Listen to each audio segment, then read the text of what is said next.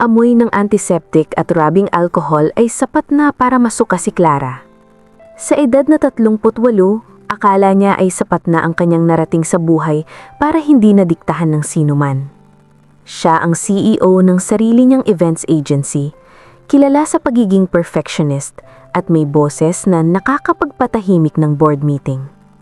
Pero sa harap ng kanyang tatlong tita, sina Tita Baby, Cora at Presi, siya ay nananatiling Clarice, ang pamangkin na kailangang isalba bago tuluyang matuyo.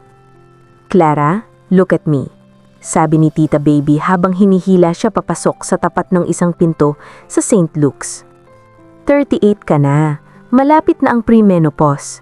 Kung hindi mo to ipapacheck, baka magising ka na lang isang araw na hindi mo na mararanasan ng maging ina. Or worse, baka may mga cyst ka na dyan na hindi mo alam dahil puro trabaho ang inaatupag mo. "Tita, I'm healthy. Nagyo-yoga ako, I eat organic." "Pero wala kang gerger life," bulong ni Tita Presi na nagpasinghap kay Clara sa hiya. Ang katawan ng babae parang makina. Kapag hindi nagagamit, kinakalawang, at ang pinaka-expert na magtanggal ng kinalawang na yan ay ang doktor sa loob. Bago pa makahuma si Clara, itinulak na siya ng mga ito sa loob ng klinik. Ang silid ay tahimik. Sa pader ay nakasabit ang mga certificate at diplomas. Dr. Aldrin Antonio Alcaraz, MD, FPOGS. Nanlamig ang mga kamay ni Clara. Ang pangalang yun. Ang pangalang pilit niyang binubura sa kanyang system sa loob ng 15 taon. "Miss Falcon, this way please," tawag ng nurse. "Magpalit na po kayo ng gown. Dr. Alcaraz will be with you in a moment." Para siyang robot na sumunod. Naghubad, nagsuot ng manipis at asul na hospital gown at umakyat sa examination table. Ang kanyang mga paa ay nakapatong sa stirrups, isang posisyong nagpapadama sa kanya ng matinding kahinaan. Bumukas ang pinto. Narinig niya ang paghugas ng kamay sa sink. Ang bawat patak ng tubig ay parang hampas ng martilyo sa kanyang dibdib. "Good morning." Ang boses ay malalim, baritono, at may otoridad na hindi niya narinig noon. "I'm Dr. Alcaraz. I'll be your attending physician for today's routine checkup and trans-V ultrasound." Nang lumapit ang doktor at humila ng upuan sa tapat ng kanyang vantage point, doon lamang ito tumingin ng diretso sa kanyang mga mata. Sa loob ng 3 segundo, ang mundo ay tumigil. Ang profesional na maskara ni Aldrin ay bahagyang nanginginig. "Clara?" Halos pabulong nitong sabi. "Aldrin," sagot ni Clara. Ang kanyang boses ay puno ng pait at gulat. Ibinaba ni Aldrin ang kanyang medical chart at muling isinuot ang kanyang surgical mask. Pero ang kanyang mga mata ay nananatiling nakatitig kay Clara. Mga matang tila gustong humingi ng tawad pero nakatali sa kanyang tungkulin. "I am a specialist, Clara, and right now, you are a patient with a history of dysmenorrhea and a 10-year gap since your last checkup," sabi ni Aldrin. Ibinalik ang lamig sa boses. Huminga ka ng malalim. "This might feel cold." Nang maramdaman ni Clara ang pagpasok ng speculum, napakapit siya ng mahigpit sa gilid ng table.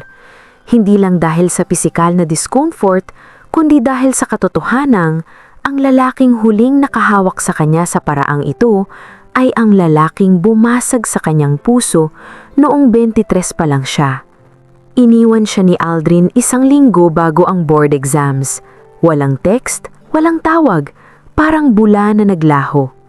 At ngayon, matapos ang 15 taon, heto sila, sa pinaka-awkward na sitwasyon. "Relax, Clara. You're too tensed.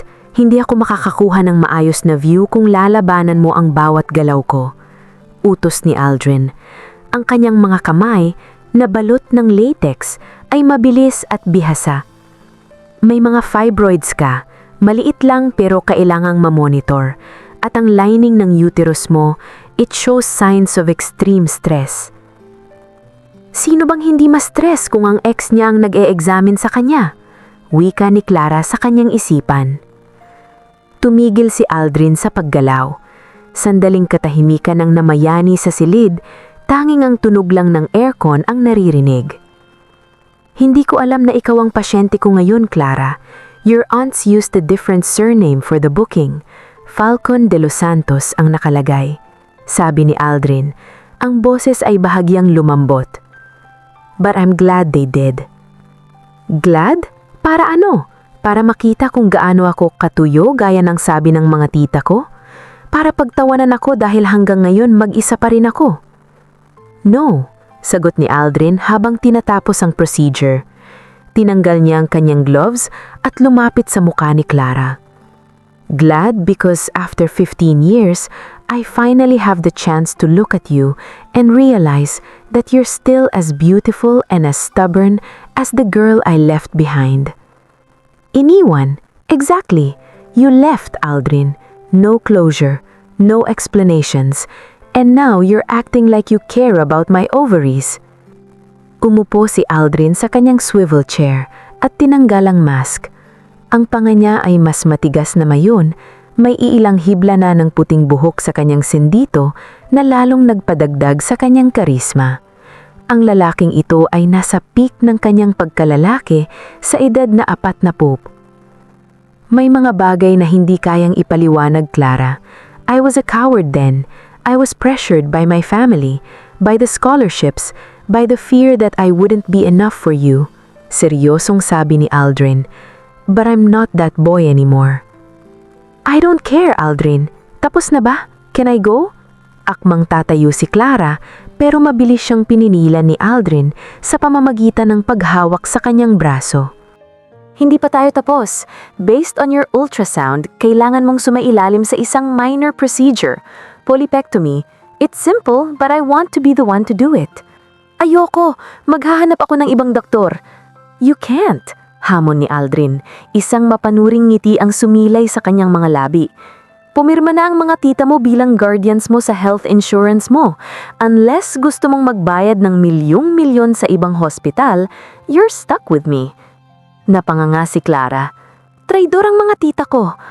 O baka naman sila lang ang nakakakita ng hindi mo kayang aminin, sabi ni Aldrin habang sinusulat ang kanyang prescription.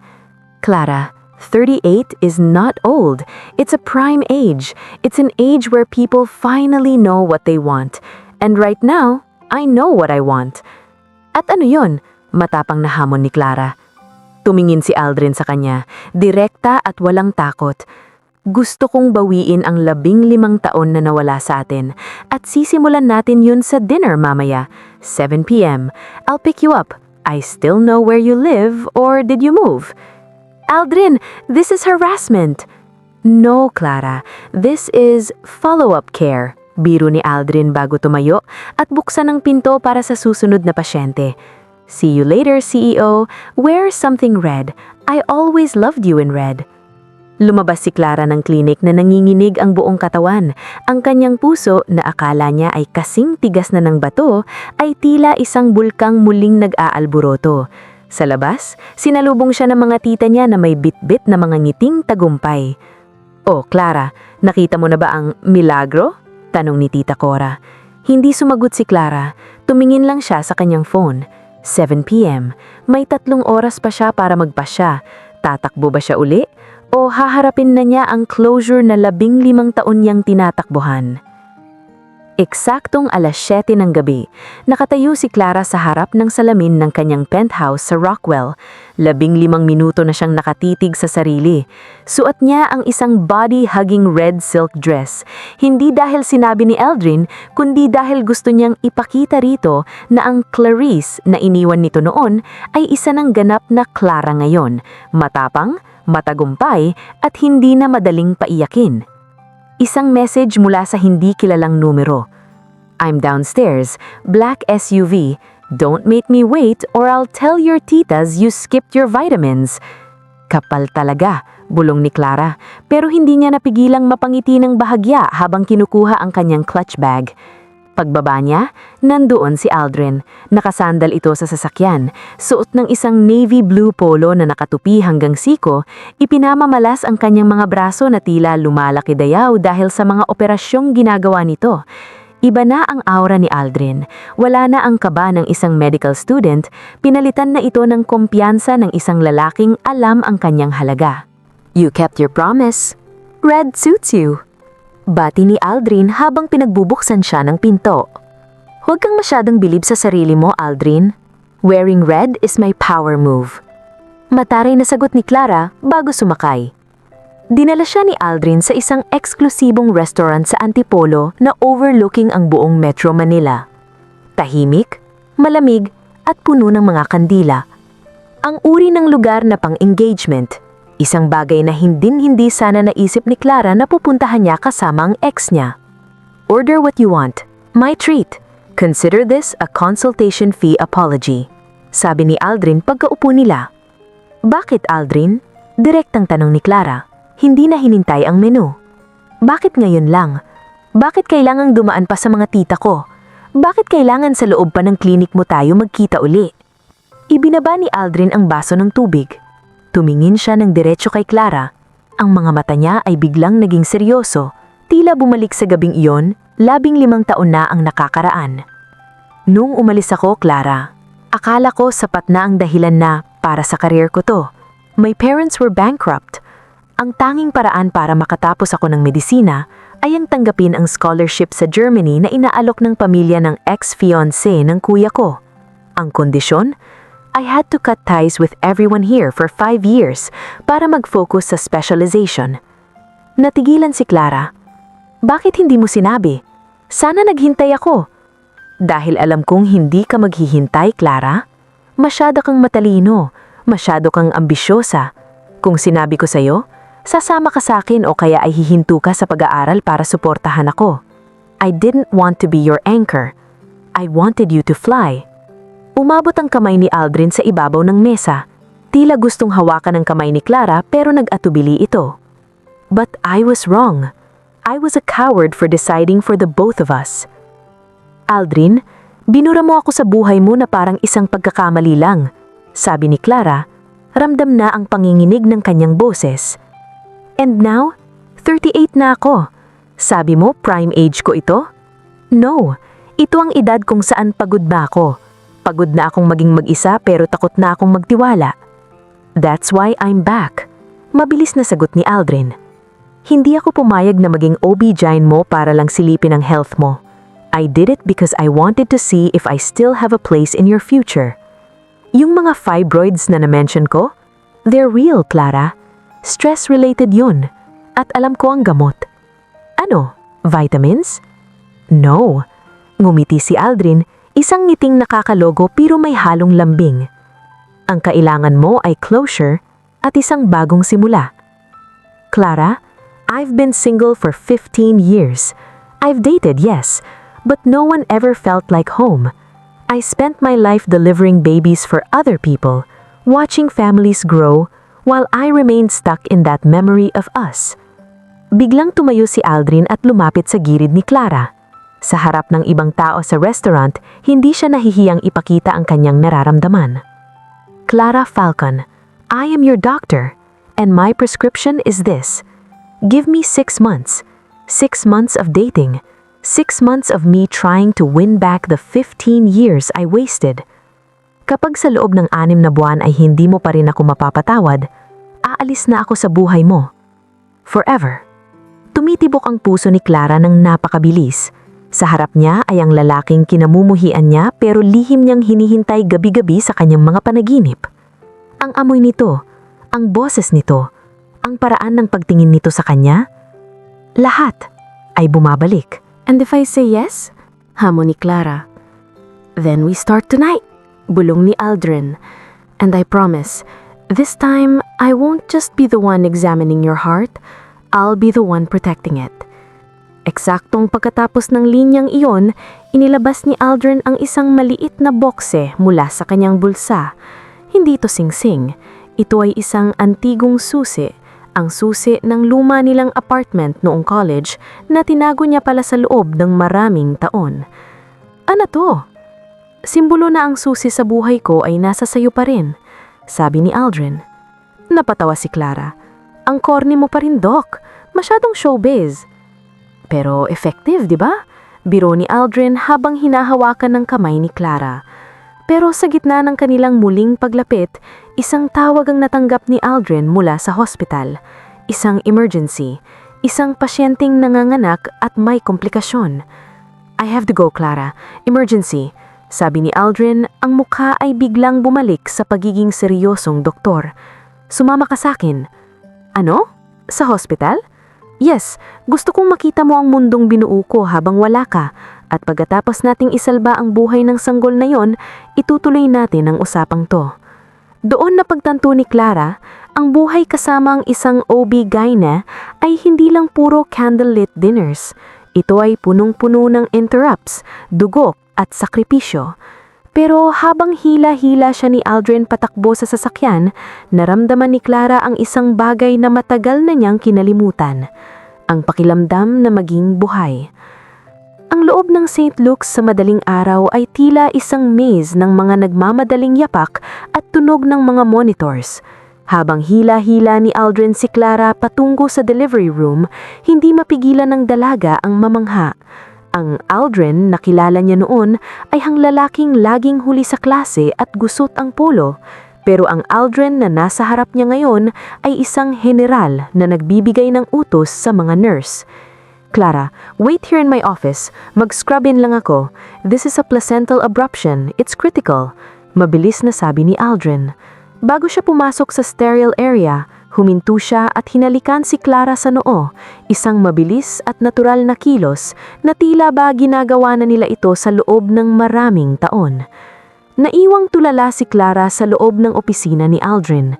Amoy kape, lumang libro, at ang pamilyar na pabango ng lalaki. Umupo siya sa swivel chair nito at doon niya napansin ang mga frame sa mesa.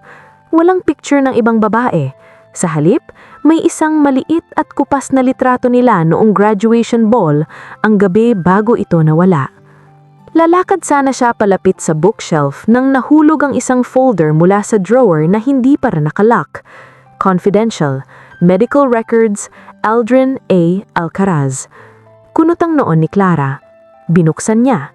Ito, doon bumungad ang mga results ng mga test na hindi niya inaasahan. Radiation therapy, records, oncologist reports from Germany. Petsa, 5 taon na ang nakalipas.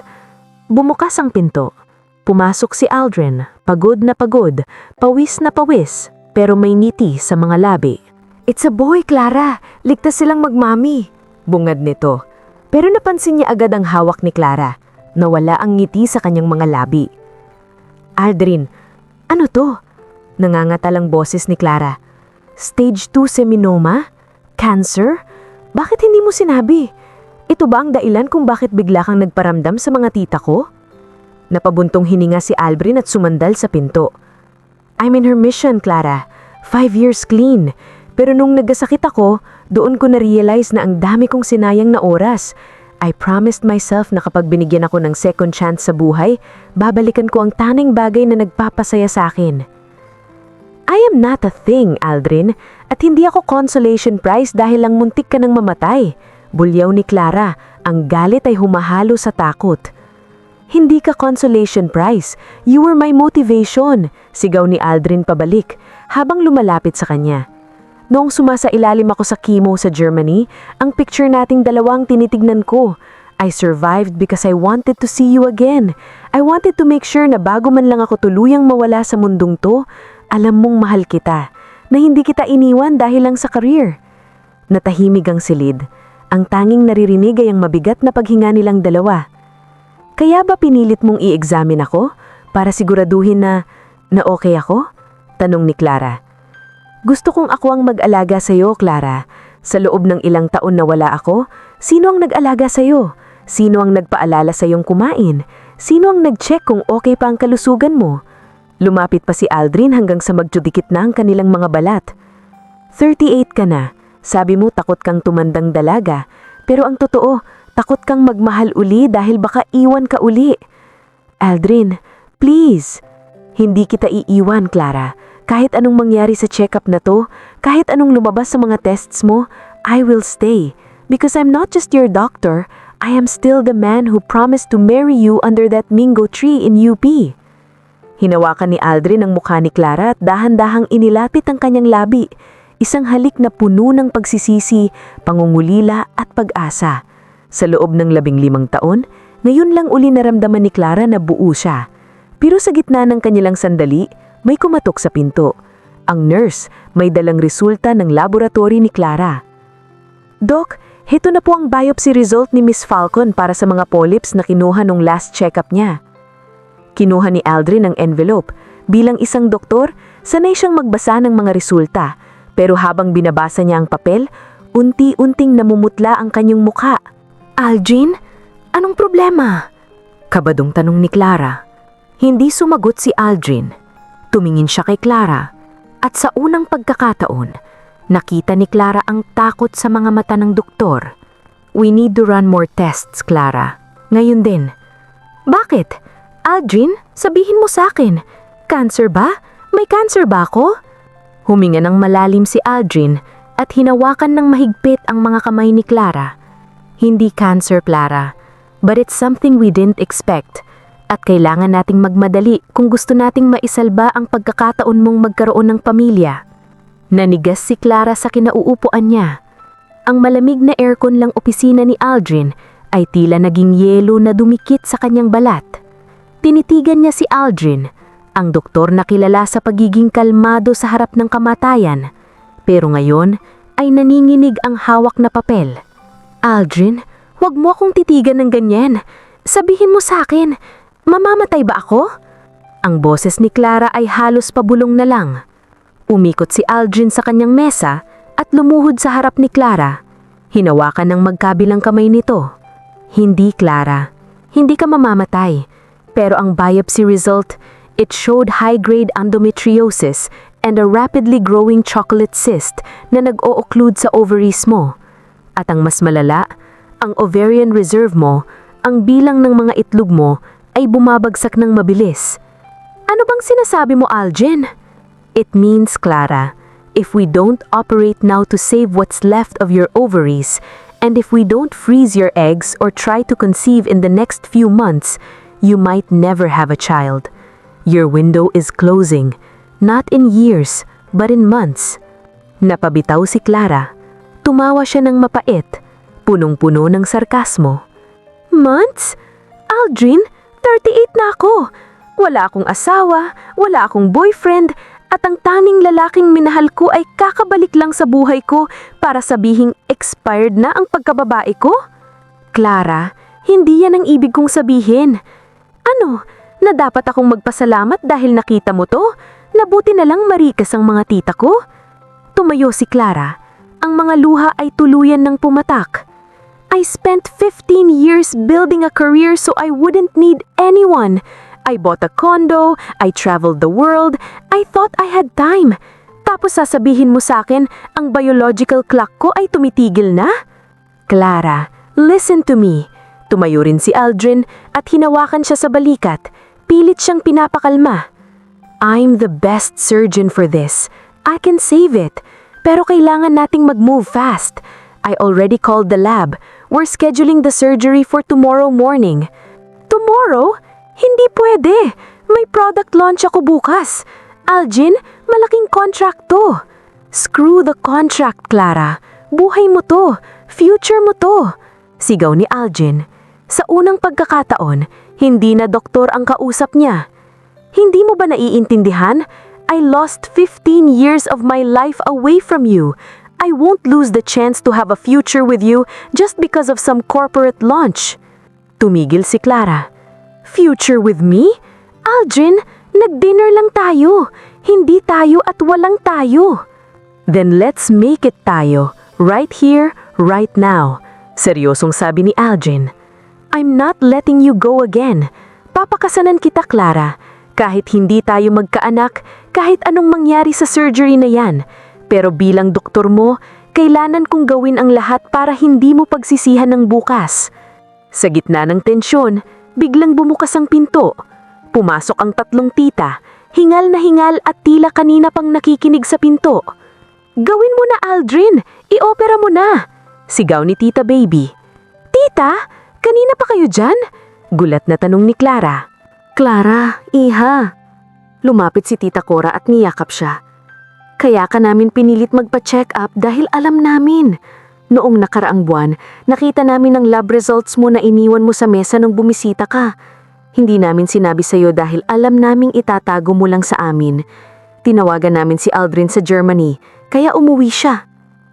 Nanlaki ang mga mata ni Clara. You knew?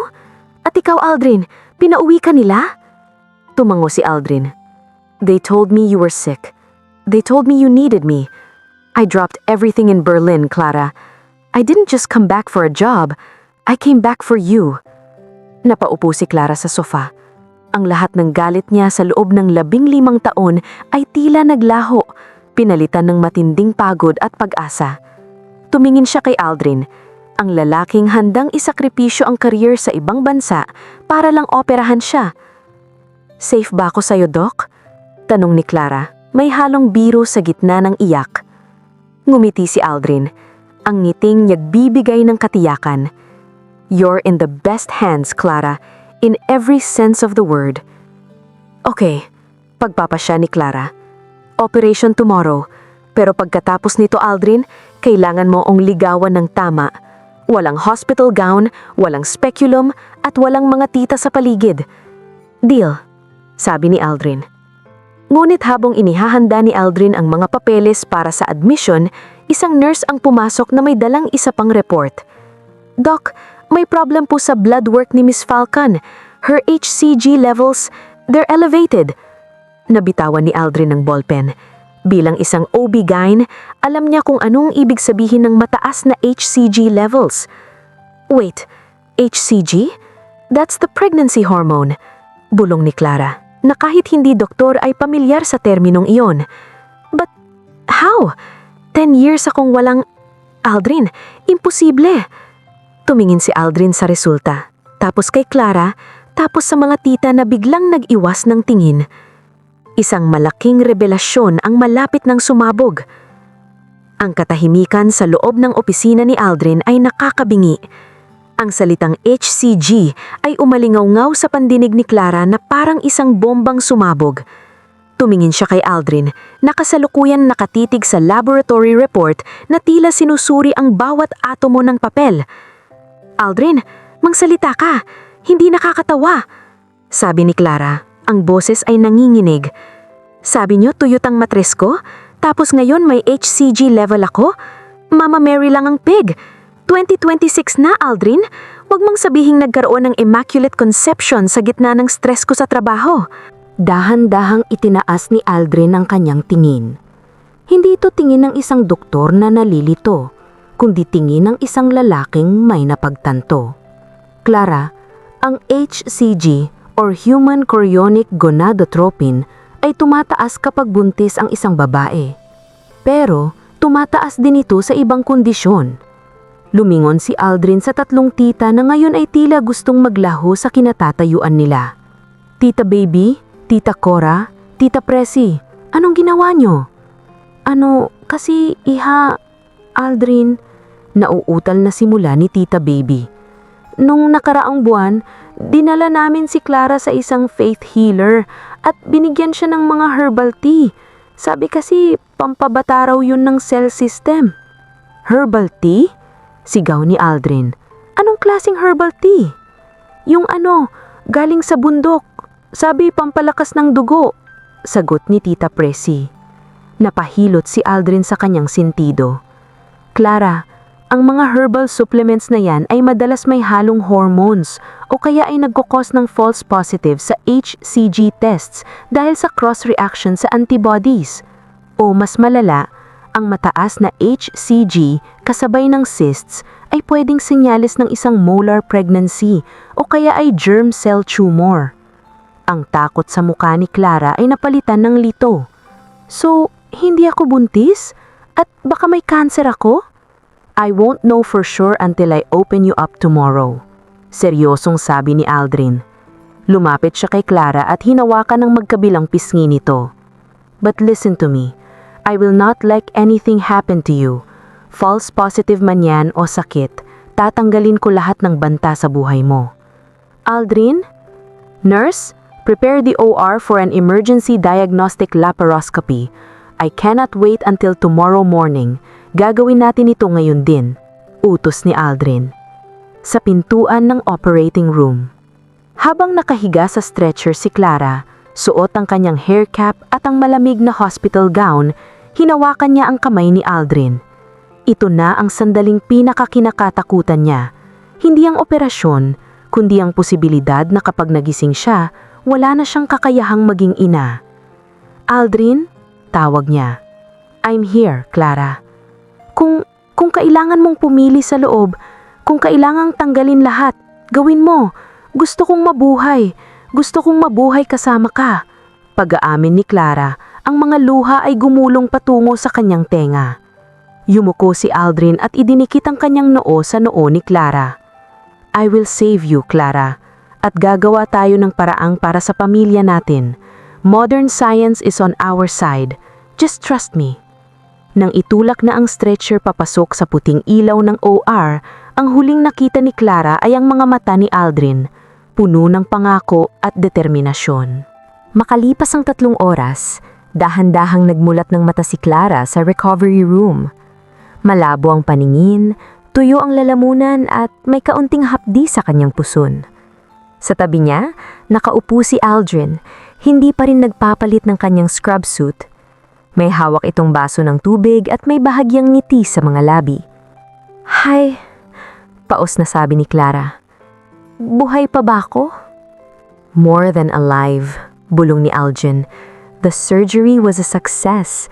Nakita namin ang cyst. It was a dermoid cyst, hindi cancer. At ang HCG, tama ako. It was a cross-reaction mula sa mga herbal na pinainom ng mga tita mo. I cleared the endometriosis and, Clara, I saved both of your ovaries.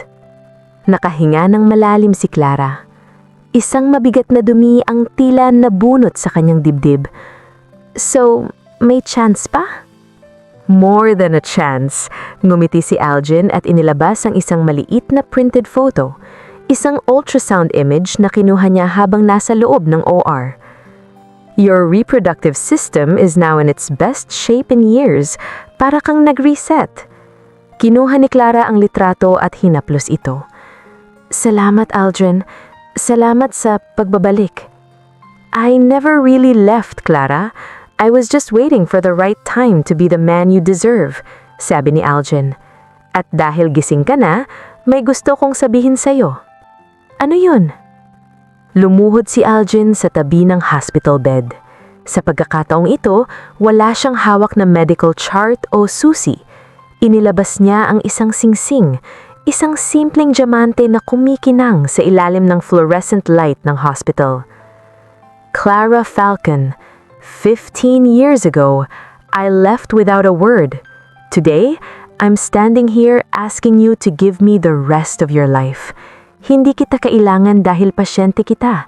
Kailangan kita dahil ikaw ang kaisa-isang babaeng nagpapatibok ng puso ko sa paraang hindi kayang ipaliwanag ng medisina. Will you marry your OB-GYN? Napatawa si Clara sa gitna ng kanyang panghihina. Talagang dito sa recovery room? Amoy gamot ako, Aldrin. The best place to start a new life is where we just saved one, sagot ni Aldrin. Yes, sagot ni Clara. Yes, Aldrin, papakasalan kita. 1 taon matapos ang gabing iyon sa operating room, ang St. Luke's Medical Center ay muling naging saksi sa isang mahalagang kaganapan. Pero pagkakataong ito, hindi ito tungkol sa sakit o operasyon. Ang chapel ng ospital ay napupuno ng mga puting bulaklak. Nakaupo sa harapan ang 3 tita, sina Tita Baby, Tita Cora at Tita Presi, na suot ang kanilang pinakamagarbong gowns. Hindi nila mapigilang magpunas ng luha gamit ang kanilang mga lace handkerchiefs. Tagumpay ang kanilang intervention. Sa dulo ng altar nakatayo si Aldrin, suot ang isang malinis na barong Tagalog, hindi siya mapakali. Mas kaba pa ang nararamdaman niya ngayon kaysa noong ginagawa niya ang kanyang unang solo surgery. Bumukas ang pinto at pumasok si Clara. Sa edad na 39, si Clara ay isang vision ng kagandahan. Ang kanyang wedding gown ay simple pero elegante. Yakap ang kanyang katawan na ngayon ay puno ng sigla. Wala na ang stress sa kanyang mga mata. Pinalitan na ito ng liwanag na tanging pag-ibig lang ang makakapagbigay. Habang naglalakad siya sa aisle, nagtama ang kanilang mga mata. Ang 10 taon na pananahimik at ang 15 taon na pangungulila ay tila naglaho sa bawat hakbang. Pagdating sa altar, kinuha ni Aldrin ang kamay ni Clara at hinalikan ito sa harap ng Diyos at ng kanilang mga pamilya. I, Aldrin, take you, Clara, to be my wife, my partner in health and in sickness, until my last breath. I promise to be the doctor who will always check on your heart, and the husband who will never let it break again. I, Clara, take you, Aldrin, to be my husband. Thank you for not giving up on me, even when I had given up on myself.